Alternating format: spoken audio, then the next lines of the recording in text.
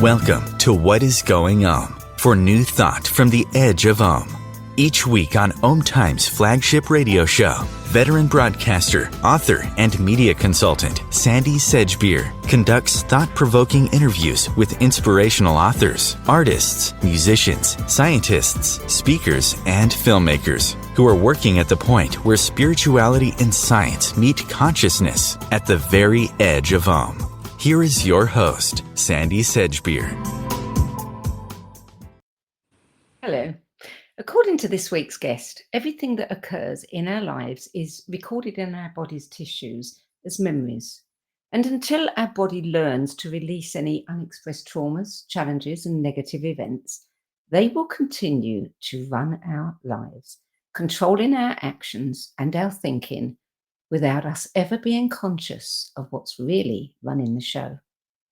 Vickie Dodd is an internationally known pioneer in the field of sound as a bodyworker, an Aston patterning teacher, author, poet, nutritionist, herbalist, musician, and workshop leader.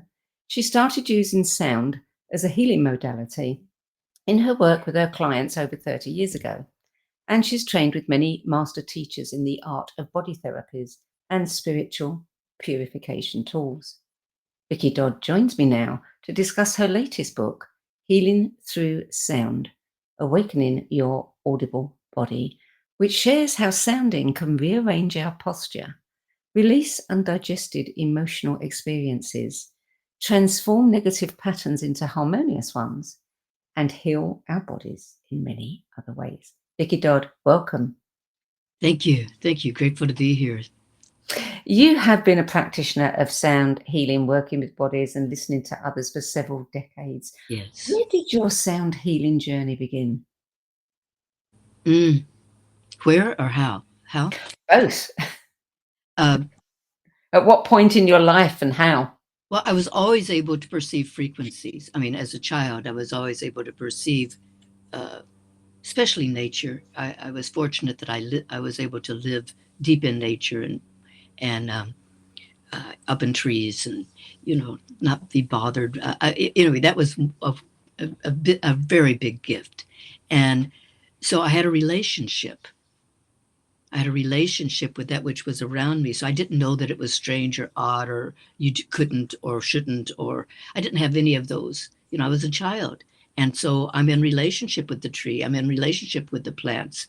I'm hearing, I'm listening, I'm talking, I'm communicating. There's a communication going on. So that was the beginning. So that would have been in the long time ago. And so it's an alive world. And so when I became a body worker, basically so I could listen to bodies. I needed a front. So I trained in every form of physical therapies that I could find, nutritional therapies, you name it.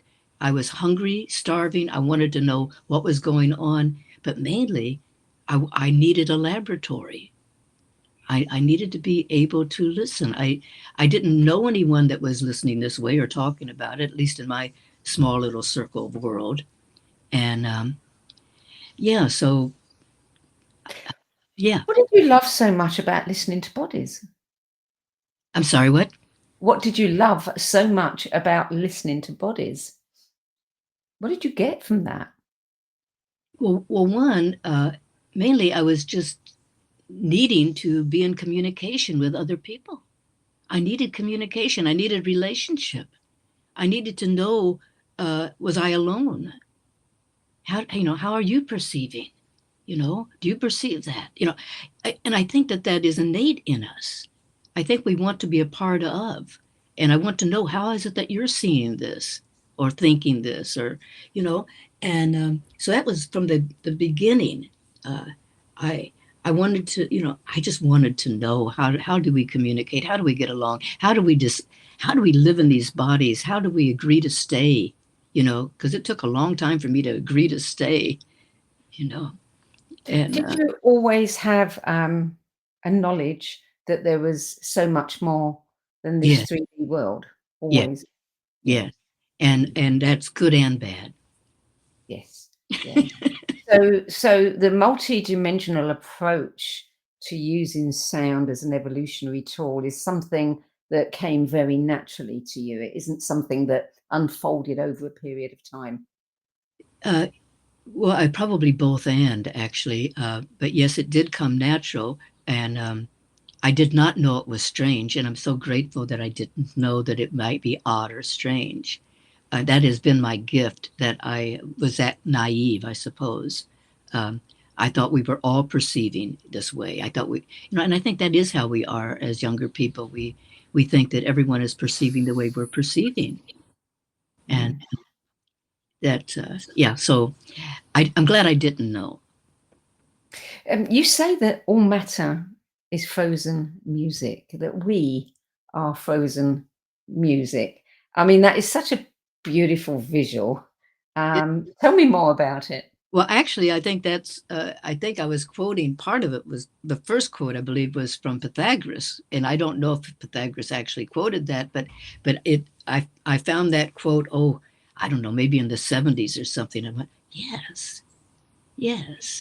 I mean, I really understood that someone else was also having that perception, whoever it was, way back then, and they gave it to Pythagoras, and who was part of all the mystery schools that a lot of us recall, and it seems to be all these different tones, all these different sounds. I mean, the body makes so many different sounds and shapes and there's so many frequencies in it that we respond to, uh, that it does seem like it's frozen music until we sound it. Then it wakes up and it becomes liquid, and then when we stop it, goes back into a shape again. You know, and cymatics taught us that many years ago. Hans Jenny's work in the 30s was showing how Yes. liquid moves, yes, by frequency. Yes. Yeah, I mean, cymatics is fascinating, Yes, absolutely yes, fascinating. yeah, And I think we've had Masuru Emoto's work, and now we've got Veda Austin's, she's at the forefront of that, and many other people who yes, are working with water in different yeah, ways. yes. There's so much to water that we don't know. Oh, there's so much and we are water. Yes. Yes. There's so much of So us. much to ourselves we We don't don't know. know exactly. We Yeah. are liquid. Yeah. And so it takes a great deal of work for us to get actually stuck and unmoving because we are liquid. So we have to do a whole lot to hold that liquid back, Yeah. you know. Can we really rearrange posture? Can I we release? I mean, I understand about possibly releasing emotional experiences, but to physically change our It bodies? does. It does. That was part of what my in the 70s, I guess, 70s and 80s when I was teaching. That's how I began teaching, was or demonstrating the power of sound before I ever knew anything about I don't even think I knew about Hans Jenny at that time, but I did know that sound was changing my form and that it could change my form. And Yeah, you deliberately did some work on yourself, didn't oh, you, to totally. prove That that? I was my own laboratory. Yeah. Yes. So Yeah. what happened? Well, so I would do before and after pictures. I would have, you know, and because I wanted to see, I mean, I wanted to see, how does sound actually affect this liquid system? I'm 70, 80% liquid. I'm a human being. So I have this liquidity, and can my voice with intention change my form, change my posture? I was always a body worker. So, um, and if you can use your voice, it's so much easier than using your muscle in terms of moving tissue. And yeah, so it works, it does. So I was doing before and after. I was demonstrating myself, putting myself out there in front of audiences to see, have them notice what they noticed about me: my breath, my energy, my posture. Was I back behind myself? Whatever they noticed, observed. And then I would sound that, my body at that time sound all that. And I didn't know what was going to happen. I tell you, Sandy, I was like the fool on the hill, because I didn't know if it would change. I didn't know how it was changing. I was just experimenting myself. I was fascinated by, oh, we are liquid. Sound does move liquid.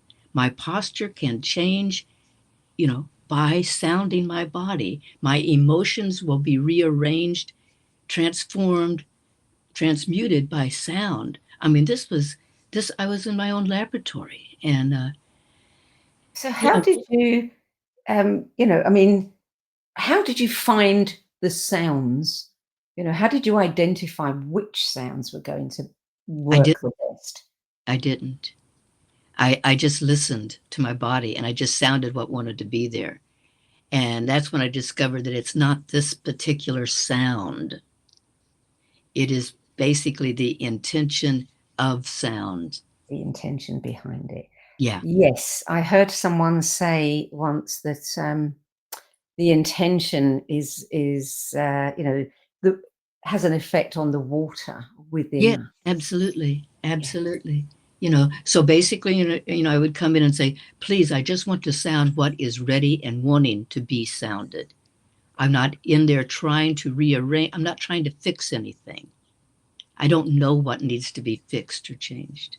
So whatever comes to you, you then make that sound. Hmm. What comes out of you, out Yeah. of your body. Yes. That's fascinating. Mm. Tell me, what is Aston patterning? Judith Aston had been part of the Rolf Institute. Do you know Rolfing, or have you heard of structural integration? It came out in the 60s, Dr. Ida Rolf. Oh, She yes, yes, yes, Okay, yes. so that was Rolfing. That was Dr. Ida Rolf. And so we were part of the Rolf Institute. This is going back to the late 60s for me. And it was taking, it was learning how to use our body in this gravitational field. Without gravity is always coming down. How do I use the earth to keep supporting myself? So I'm having relationship with gravity. I don't know if I'm making any sense right now, but it was about the movement, education of the Rolf body is how it began. And Mm. yeah, You yeah, use sounding to match the unique sound print of a person. How do yeah. you do that? By listening, it's all by listening and being willing to not know. And I know I'm making this sound mysterious, but I'm not. But that's the whole premise, is coming to the body of not knowing, not coming like I'm going to change the posture. I don't know, coming from, I don't know how you want to change. I don't know how you need to change. I don't know what needs to take place. So I'm really just going to try to listen to what you want to have expressed. So coming from that kind of just honesty, you know, and willingness to not know. I think that's probably our greatest power. I'm sorry, sometimes I think when I listen to the younger, well, I don't know, people uh, want to, we know this, we know that. I don't know a thing. I have been touching people for 60 years. I've been working. I find it fast. I love not knowing. Let me not know, you know. So do you find yourself going around and, you might be somewhere at a gathering with a number of people and you find yourself kind of listening to people's bodies without even intending to do so? Well, not as much now. I have learned to stay out of people's business, which is very, very important. I didn't have any boundaries as a young woman. I thought it was my business. I thought your business was my business. And not unless you've hired me. Otherwise, it's none of my business what's going on. So when someone comes to you for a private session, Hmm. um, what's the first thing that you do? Well, I want them to be able to see before and after. So I want them to see how their bodies can change, and that it is this liquid system. So basically, I just have them walk around and notice and take some feedback for themselves. If I do not have the feedback, if I don't know where I'm starting from, I may feel different and better after a session, but I want to know. This is the scientist in me, I suppose. Is like, what actually happened? Oh, my weight was way back on my heel. Oh, my lower back was hurting. Oh, my head was done. Whatever. I need to know where I'm beginning. So I can appreciate where I've come. You know, uh, Otherwise, I go, oh, that was nice. That was good. But I want it to be cognitive. I want to demystify how these bodies can change. There's enough Mm. mystery. I don't want to keep creating mystery about it or having people think that I'm mystical. No, it's a liquid system. I remember reading probably about 25 years ago, and I cannot remember the guy's name. He's very well known. he was a chiropractor, and he developed some kind of table that allowed him to play music and certain sounds Yeah. on the table, and people's bodies would come into alignment. Their Yeah. bones would come into That alignment. John Palumbo, was that his name? I remember this man. I knew him going back years ago. I can't remember. Yeah. Yeah. So yes, so there was this was a beautiful, I think his son developed this table where, underneath it were all these strings, like, like on a monochord or yeah. Yeah, that was fun. And I understand that they're actually using sound in the chairs for people who are having chemo IVs, and Beautiful. they've found that they need less of it, Beautiful. and Yes. they're less sick. Yes. Yes. Isn't that amazing? Oh, I love that. That's just wonderful. That's just wonderful. Yeah. So the sound becomes the carrier of the intention. I wonder, could you have the same result without the sound? I'm sorry, what? Could you have the same result without the actual sound? Absolutely. You can. I mean, most of the sounding that I have done, not most, a huge portion of it has been silent sounding. My first 10 years of practice, I didn't make sound out there. No one wanted it. I mean, I shouldn't say no one wanted it, but it was. So I would ask permission from their soul, real or imagined, if I could sound their body. And so I would mentally be sounding their body. I think I've said this on air before, and it just is something that absolutely fascinates me, and I still haven't found the answer. I've studied astrology for many, many years, and some Yeah. years ago I came across this tiny little book written by an engineer about astrology. And in it, he spoke about meeting someone a musician who said, "I can play your chart for you." And he did. And what got me about that was the fact that I've always loved Holst's Planet Suite, and I especially love Jupiter. And Jupiter is actually at the very top of my chart. It leads my chart. And that made me think, how does that happen? How can someone play your chart? I love that. I mean, I had never heard that before, but I had an astrologer friend. This is going back into the early 70s. We were sharing a studio together in Chicago, and I would sound the charts of her people. Just by looking at the chart. Yeah, just by looking at the chart. So what is going on there? Then clearly, I mean, is this your ability? Is it a form of synesthesia? I've never named it. You've never named it. I've always just said I can hear, I perceive. I wish sometimes that I hadn't started using the word sound. I really wish I hadn't started that way, because I meant so many things with sound. I meant that it's visual. It's yes, it is sound, but it's color, it's frequency, it's rhythm, it's It's so many things. it's Yes. so many things. And And it's placement in a chart. It's it's the geometry. the geometry, exactly. Do you Yeah. think that it is the most important thing? It is the source of all life. That's what they tell us, huh? Yeah. Well, that's, it seems, certainly, I think sound is the future of medicine, without any doubt. I mean, Yeah. we've seen so much evidence of that. Yes, yes, yes, Yeah. yes. Because it can move through. Yes, exactly. So how does it relate to color and shape? How are they joined in some way? Well, I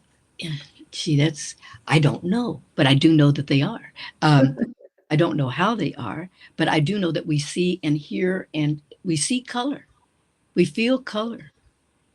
I mean, all of our expressions is like, I was seeing red, I feel blue, that's simplicity, but that's basically, it is simple, you know, and all I have to do is walk through where I'm, and I used to use color so much, especially being out in nature, and I'd be blue or going through things and letting that green just come through my eyes, come through my cells, letting it do that's how I learned about color. That's how I learned about everything, really, is using my own body as a laboratory. How does it help if I let all of my cells just let the green come in? That, especially that spring green. So imagery probably is in some ways, our greatest tool of healing. Let me, and I remember, I think that's where a lot of us began, or at least in my generation began, was the power of image. We Did imaged it. you ever read the book? I think it was published somewhere around the 80s or 90s, called Psychic Discoveries Behind the Iron Curtain. Yes, yes, And yes. in that book, Sheila Ostrander and her co-author, they reported on an Eastern European, I don't know if he was a scientist or a physician, who was teaching blind people how to see.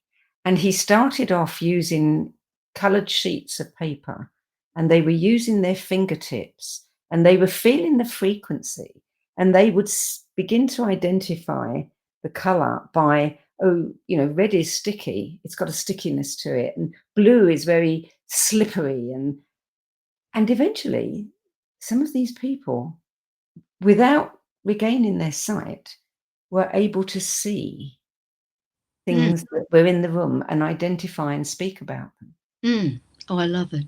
I love it. Yes, To yes, think that that would come through a frequency, I mean, yes, it's pretty mind-blowing, isn't it? yes. It is. It is. I love that. That's, yeah, yeah, Yeah. yeah. So tell me about vowel shaping. You write, about matching the color and the qualities of each vowel to reclaim your voice. Well, the vowels. I mean, I only know it in. I don't know it in Eastern. Anyway, in most of our Western languages, we have this same vowel system, and so the shaping. I started working with the shaping, how I could shape the vowel in my body and what that would do, and so that's fascinated me. We are a liquid system, so any imagery that I might be using, and the vowels, I don't, I don't know in terms of historically, but it's ancient, and it's the root of our languages, and how it creates these shapes, and there was always this power of the vowels, I mean, a, e, I, o, u, and so it's so I just started seeing, how does that shape me. I wanted, so I used my own body as a laboratory, which I really um, suggest and invite for people to do. Like, don't take it, see what it does for you. And so that, let the ah shape me. How is that going to do? Let the o shape me. You know, inside, I'm a liquid system. I need to keep recalling and remembering that I am liquid, and these sounds, these vowels that have so much history on them, people have been, I can't speak today, but I know what I mean. uh, uh, you know let them shape me. Be your own laboratory. You And found that the sound, the E sound, e can break up emotional congestion in yeah, parts of the yeah, body. yes. So if I had, if I'd had an accident, a particular area of my body was damaged, and that trauma stays in the cells there. Um, if I were to, sound E and visualize it going into that part of my body, would that help release any emotional trauma there? So again, I would say, do it and see. you know I mean, I know that we teach in terms, this sound does this, that sound, and it will, because we can create anything. But mainly, I may use that as a starting place. And then I want to listen to, where does it want to go? So I might start with that.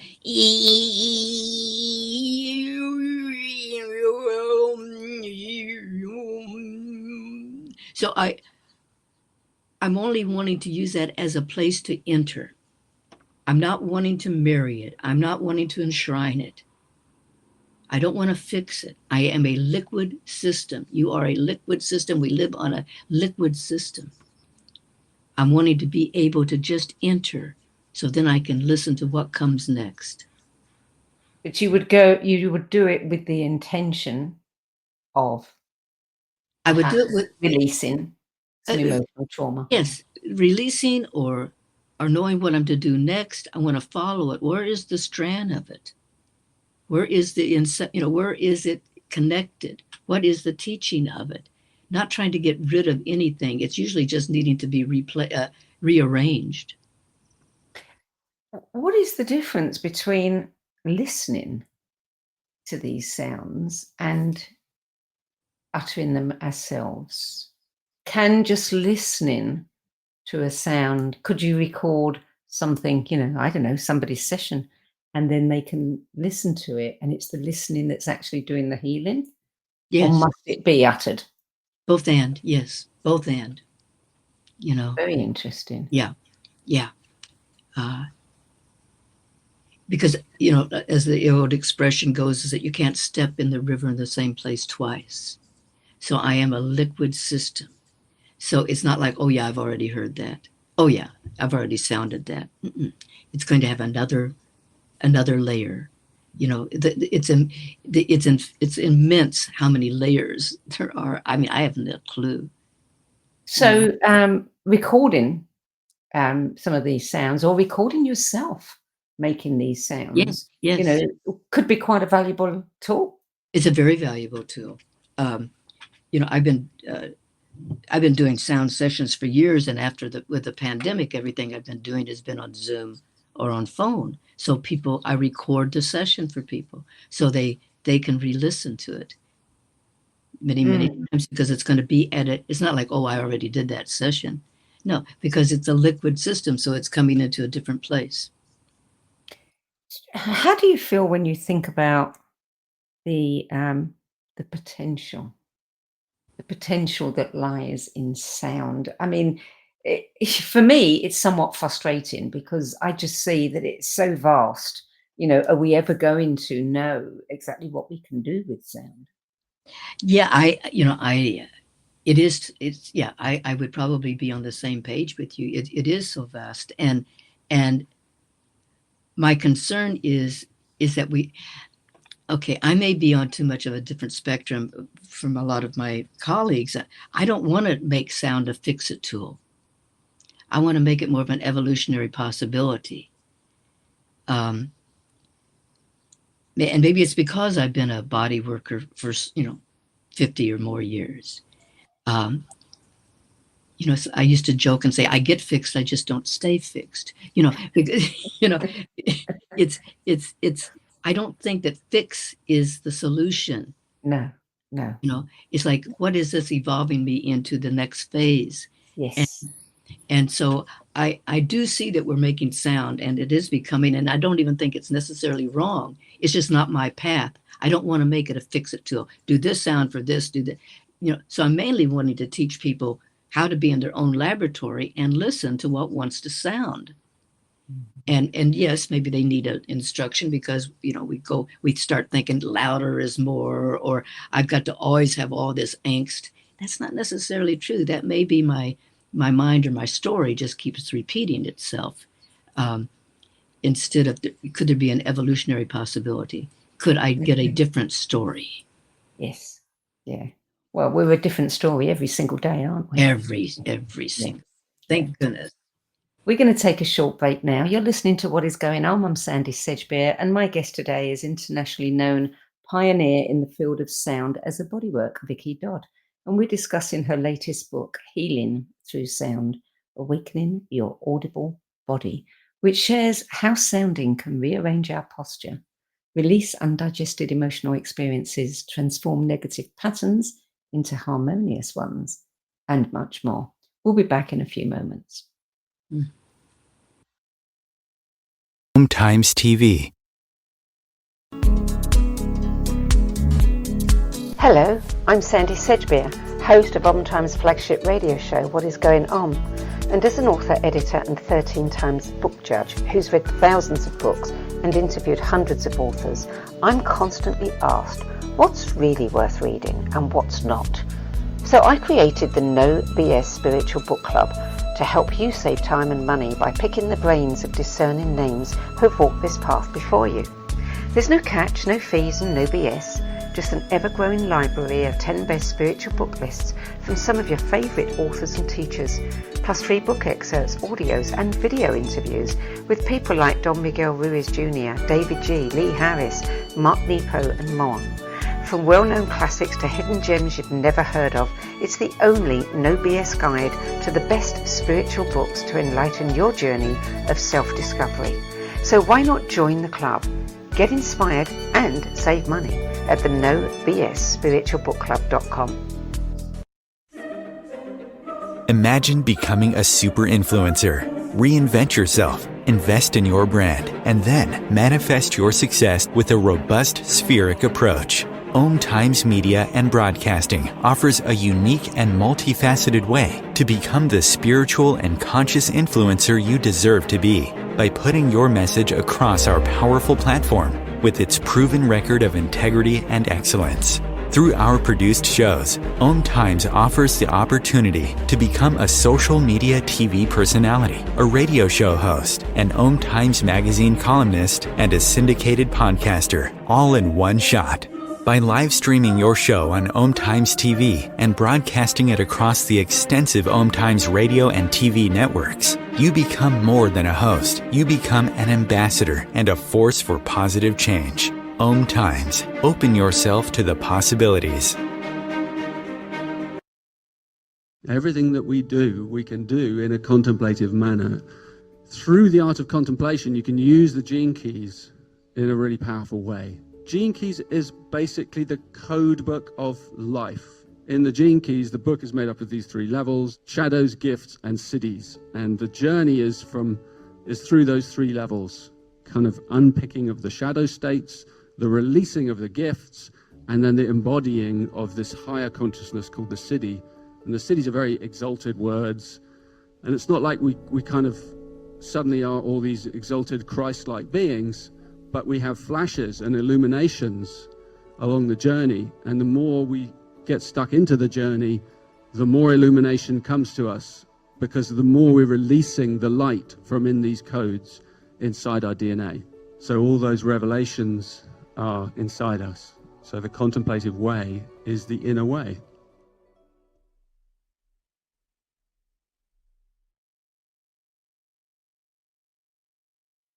There are 16 million children struggling with hunger in America. That's 1 in 5 daughters, sons, neighbors, and classmates who don't know where their next meal is coming from. Yet billions of pounds of good food go to waste every year. It's time we do something about it. Feeding America is a nationwide network of food banks that helps provide meals to millions of kids and families in need. Visit feedingamerica.org to help them feed even more. Together, we can solve hunger. Together, we're feeding America.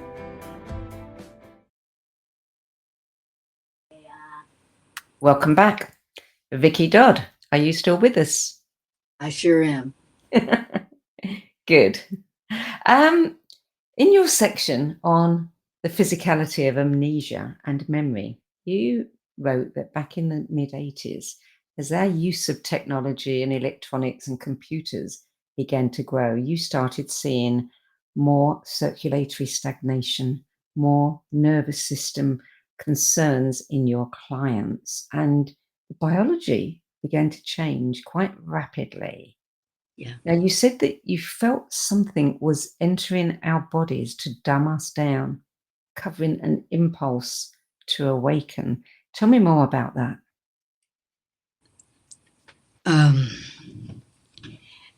I found that the frequency that was chosen to use for us being on the computers has the ability to coagulate my liquid. So I have even a greater responsibility to use frequency to keep myself liquid. I think it's more challenging as the years go on, for all kinds of reasons, for us to keep ourselves liquid. And I think we need to be aware of it. It's not like, oh, that's evil or that's bad. It's just that it's an is. It is what takes place and maybe that we didn't even know that that would take place. We didn't know that so much of the electronic world and like living by those radio towers and all, I mean, that have the ability to affect our liquid self. And yeah. What frequencies in particular? Because I mean, there was a time when we lived among natural frequencies. Yeah. Completely natural. Now we are surrounded by Artificial. artificial. Yeah. So how do we know what frequencies we should be avoiding? I don't know if that would probably be very challenging to know all of that. So somewhere I have to come into finding what my own best resonance is to keep myself fluid, to keep myself alert, alivened, instead of looking at what are all those, I don't know. Maybe I'm not going to live long enough to know all that, but I do need to know what mine is and what keeps me fluid and what keeps me enlivened. That's why we are so fortunate if we can sound at all to start practicing. What is my frequency? And some people, just, years and years ago, a lot of us began this. I didn't know what we were doing, but, I was studying in Hinduism and Buddhism and Om and chanting. And well, it was actually helping me stay more liquid, stay more alive, stay more willing to be able to listen. It's all about listening. But I don't want to go into this frequency does that. That's not my expertise. I only know in terms of my own laboratory. So I'm needing to know what keeps me enlivened. Like, I would say just very honestly, today, I was up a lot last night. I have a dear, dear friend who is dying. So I've been a midwife for people dying for a long, long time, decades, actually. And so it has affected my liquidity today. And you notice what happens when your liquidity is affected. Oh, absolutely. Yeah. Things aren't firing as fast and and it's, yes. Well, that takes us to something else that you said when you said that, the main benefit of vocalizing with intention and awareness is increased memory. Yeah. We have forgotten Oh, so much that we used to know. yes. And a lot of that interference, if you like, Yes. is causing us memory problems. Yes. Oh, absolutely. And yes, and that was one of the first teachings that my own sounding for myself started teaching me. It's like, oh, it's helping me remember. It's helping. And I was a young woman and I was already way into forgetting. You don't have to be old to not be remembered. I mean, it was, and so that was the beginning was already there. The setup, the track to go to sleep was there. And that's when I started sounding and listening to other people's bodies of the congealedness of watching literally, I could see it along the especially around the cervical area, a congested place, all along that spine, but definitely in certain areas. So I think part of our responsibility for self-care is finding ways, whatever that might be. And there's many, many ways. Color, I see color, sound, frequency, movement being very similar, just different frequencies. Finding our own ways of keeping ourselves enlivened. Yeah. Yeah. It's interesting, isn't it, that we have this phrase about waking up. Yes, waking out up. of a dream or something, where it's like, oh, yes, I remember now. I mean, you're a licensed nutritional therapist as Yes. well, and you write about how, the laboratory produced foods, etc., have all influenced our body chemistry Yes. and the liquidity. Yes. Yeah. Yeah. It's fascinating because we don't think to notice these things. I mean, it is happening right here happening inside me, and yet how often do I notice? Exactly. I mean, it's part of it. It's part of it. And it's part of the humility that comes from living. You go, I don't know. Yeah. I don't know how much I am being affected by absolutely everything. I mean, I didn't know until about 3 o'clock this morning how affected I was being from my friend dying. I've learned so much from my friends that have died. I don't know how connected I am in their field, or they're connected in my field. What they take from me that is theirs when they go, or what I get back. There's so much mystery.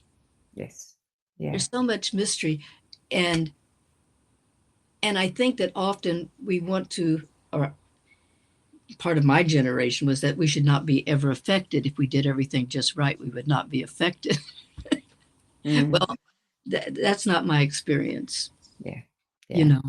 And What do you think about missing tones in the voice? I mean, Arnie Williams' work, she has created a way to find the missing tone. What do you know about that? Not a whole lot, I'm so sorry to say. It's not been my form of listening. I don't know what is missing. I think that I can cultivate more frequency. I can cultivate and grow more possibilities. But I don't necessarily know if it's missing. Maybe I don't need it. I mean, I think it comes from being a body worker for decades. I know less than I used to know a lot more. And I don't say that jokingly. I really did. I knew about this one. Yeah. And I don't know any longer. It's like, will that enhance me by knowing more? I don't know. Can I go deeper? Can I go deeper? I'm at an age now where most of my life is like, may I go deeper into source? May I go deeper into source? May I keep getting out of my way? I don't, and I'm a double Pisces. I see you're a strong. I'm a double Pisces, so it's easy for me to go into that realm. But thank goodness I have an Aries moon, so I would have never came out of the drawer. I would have never ever done anything. But I don't question these things. Maybe I need to question more. Most of my colleagues, they question a lot more than I do. Sometimes I just don't. Well, I'm a double Gemini, so it's you harder for question me everything. to get where you go, and I'm the one that has to ask all the questions. That's wonderful. I love it. And yeah, I love that. Yes. So let's talk about sound as a spiritual solution and singing love songs to one's shadow. I absolutely love that. It's crucial. It's far more important to me than what the other question that you were asking, like, what is it's like, how do I love this being that I have been given to wear, to this package that I'm in, the story that I have? That is probably, may I get there this life completely, regardless of what, this happened, that happened, they did, whoa.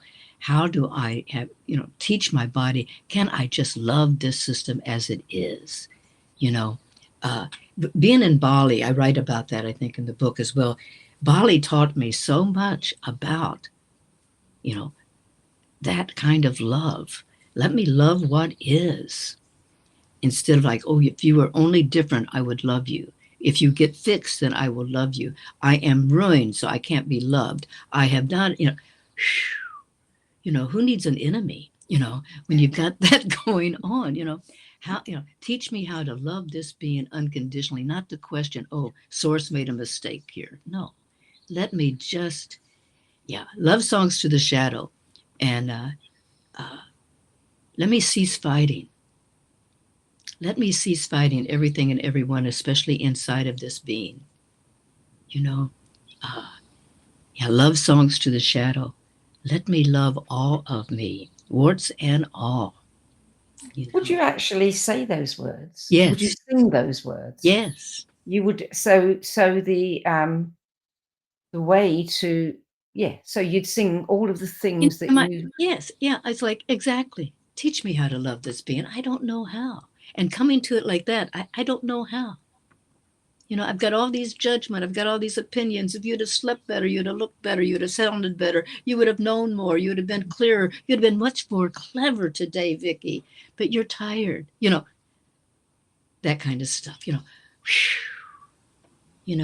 This is how it is. Of course, most people, will do anything to avoid acknowledging that shadow. I suppose that is true. And to me, that's where all the juice is. That's where my teachings are. Let me go. Let me go into there. And so it's this whole path is about, let me trust that I am held. Let me trust that I'm going to be all right, whatever that might mean. Let me learn to listen. I don't mean being foolish. I don't mean just stepping off the cliff. But let me know that there's something greater than me. I need to trust that. And I'm not speaking religiously, but I am speaking spiritually. Yeah. And thank goodness there's something greater. Thank goodness. I mean, and keep a sense of humor about this path. But yes, let me walk that walk of mainly being grateful that I get to walk this walk today. Yeah. And to be here with you. I mean, what a gift. I mean, seriously. I'm so, and I'm not just yakking. I'm grateful to be meeting you. I'm always grateful when I meet another soul on this path. We're not a dime a dozen, and so I acknowledge it. And I think acknowledging that in others, like, oh, I am so, good. I'm glad you're alive. I'm glad we're walking this time together. And it may sound simple and it may sound schmaltzy, but I think it's that. I understand. We all know that we're living in a very chaotic transitional time. Mm-hmm. Many people are filled with anxiety like they've never known before because nothing is certain anymore. Would it be a good idea for people who are feeling anxious and afraid to sing songs to themselves? Absolutely. Sing anything, but also just loving on this body, like, the body loves the sound of our voice and it just loves it. It's like, soothing it, loving on it, not trying to change it or rearrange it, or if you were only different, then I could love you. Let me teach me how to just love you. Yes. Unconditionally. And again, coming from the place like, I don't know how. Let me be teachable. Let me be your student. I mean, really humble ourselves to ourselves. Yes. And silent humming. Oh, I mean, I know Jonathan and Andy Goldman wrote the humming effect, and I find that fascinating. And when you hum, you can feel the vibration going through your body. Tell us more about silent humming. Well, the silent humming has been a great teacher for me because I've always been sounding and I've always been using the hum. I think it was probably one of the first sounds I really learned about from a man named William David, who started the first sound school in the United States in the late 50s in Houston, Texas. And so he introduced the power of the hum to me back in a long time ago. And that it would start soothing my nervous system. I always needed my nervous system soothed. So I would take that hum, and silently humming is probably more potent than even, I think silent sounding is probably more potent for me anyway at this stage in my life than even the audible expression, because silently I can go all over any place and I can have several voices at the same time. Our imagination, our ability to image sound throughout our bodies, we don't want to miss that. We don't want to miss that. The potential of it. the potential of being able to navigate the inner world here. And I have found that doing silent sounding allows me to do that. I traveled a great deal, and I would be in people's, especially in Europe and South America, and I would be in someone's, apartment, let's say, and I'm needing to really release stuff. I could do it. That's where I started really appreciating the power, because I could lay there in my bed, like, Yeah. And it would work because it was my intention. It was my movement expression, letting the sound move me, move my liquid. It had the emotional release. So it's not about volume. People often think that it's about how loud we sound or how good we sound, Yeah. Well, there's nothing like giving people experiences. And I know that you have a little exercise that protecting ourselves from computers and technology, and, all of the electronics that we're constantly plugged into. And you write about sounding the hum silently or loud as we sit at our computer, and then pause and move away. Yes, from the screen. yes. I mean, thank goodness we have computers. Thank goodness we have all the electronics that we have. But I also need to know that there is the pros and cons, and how do I take care of myself in this? Because I don't even know that I'm being coagulated. I don't know that it's affecting my liquid, Yeah. So I can sit here and talk with you after a while, and I can keep a frequency going in my body. I can keep movement going, and I think that I think most of us can learn to do that. It is the power of intention and staying grounded, let me stay in this body, and let me remember to keep moving. And I can have a hum going on. I can have hum. No one needs to know it. That's why I love flying. That you can match that, and no one knows you're doing it, but you're being able to keep yourself more liquid, more present. Isn't it interesting that over the last 40, 50 years, we don't hear people singing in the street anymore. I mean, apart from, buskers, Right. we don't hear people whistling as they go along the street. That's true. People are afraid to make sounds. Yes, that's quite an observance. Yes, it's true. Yes, because I remember it well. People singing and whistling always in a tune, and da da da, and exchanging. Even our languaging was like an exchange. Da da. And it was, Yeah, all those old 50s films with the guys walking down the street whistling their heads off, cheeky trappies. Yeah, yeah. yeah.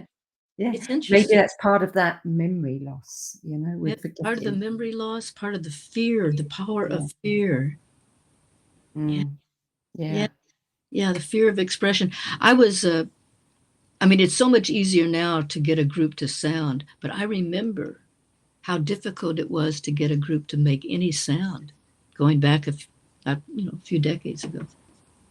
It's like, there used to be this thing called the greatest fears, and I think right at the top was the fear of public speaking. Yes. But I really think that probably the sounding probably is even above that. Yeah. So we've only got about a minute or so left. Okay.